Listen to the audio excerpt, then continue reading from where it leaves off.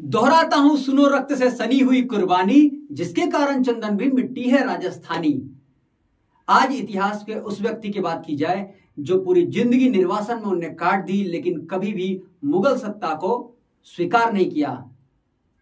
राजस्थान में राणा का मतलब होता है राजा, यानी कि राजा को वहां कहते हैं राणा, और महाराज का मतलब हुआ महाराणा, यानी कि प्रताप सिंह का नाम महाराणा प्रताप नहीं, वो एक पदवी थी जिसको कहते हैं महाराणा प्रताप।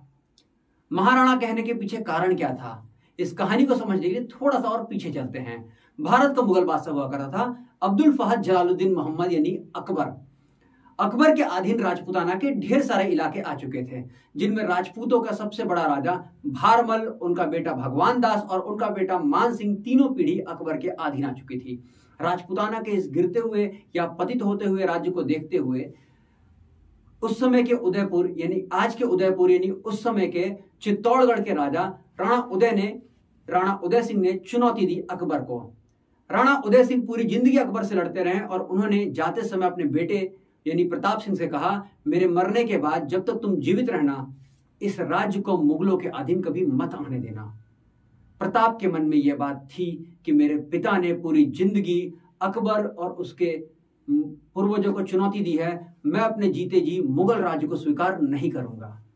और फिर हुआ भी कुछ ऐसा ही।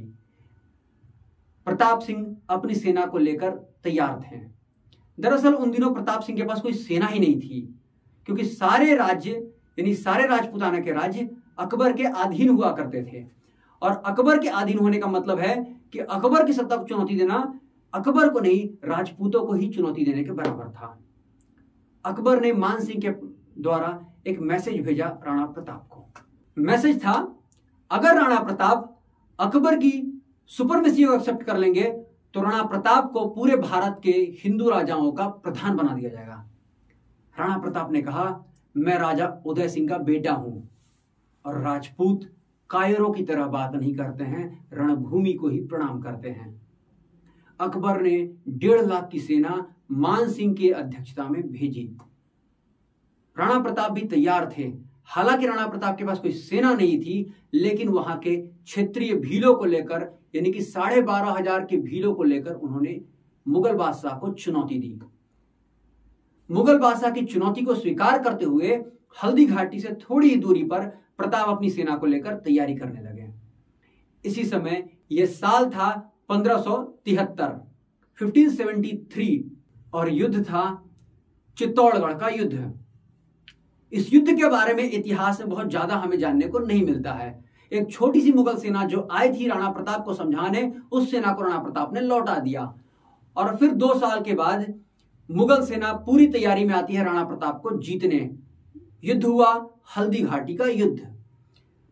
1576 में एक तरफ शाही मुगल सेना जिसने पूरे भारत को जीत लिया और दूसरी तरफ 12,000 छोटे से अनप्रोफेशनल ट्रेंड भील, जिन्हें ना तो किसी युद्ध का अनुभव था और ना ही उनके पास कोई अच्छे हथियार थे, लेकिन एक जज्बा था कि हमारे जीते जी भारत को गुलाम नहीं होने देंगे।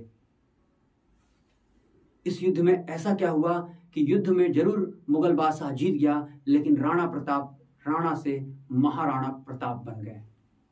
इस पूरे लेक्चर को देखने के लिए आप हमारे YouTube चैनल पे बने रहिए। मैं इस पूरी सीरीज को लेकर आऊंगा और राणा प्रताप के रण कौशल पर, उनके रणचंडी पर उनके रण कौशल पर एक ऐसा वीडियो बनाऊंगा जिसे सुनकर हमें एहसास हो कि हमारे पूर्वजों में पुरुषार्थ रहा है। जिस पुरुषार्थ को किसी ने दबा दिया तो हमारे देश के वामपंथी इतिहासकार ही रहे हैं।